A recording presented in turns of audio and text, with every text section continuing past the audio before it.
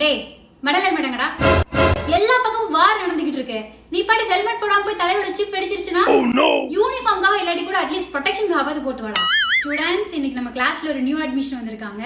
உங்க எல்லாருக்கும் நம்மளோட பழைய ஃபேமஸ் டிராகன் ஸ்டார் பிரதீப தெரிஞ்சிருக்கும். சோ அவரோட கிரேட் கிராண்ட்சன் நவ்தீப் தான் இன்னைக்கு நம்மளோட நியூ அட்மிஷன். வெல்கம் நவ்தீப்.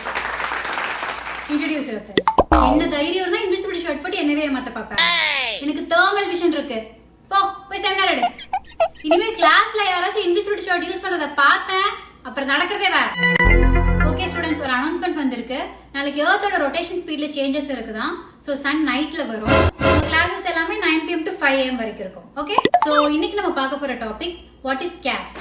ஒரு காலத்துல நம்ம மனுஷ இனமே ஒருத்தர் வெறுக்கிறதுக்கும் ஒருத்தர் கொல்றதுக்கும் காரணமா இருந்த வெனாமஸ் திங் தான் கேஸ்ட்.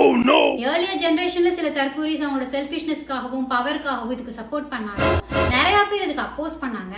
மெயினா 90s kids and 2K kids generation எல்லாமே இதுக்கு அப்போஸ் பண்றதுக்கு குரல் கொடுக்க நினைச்சாங்க.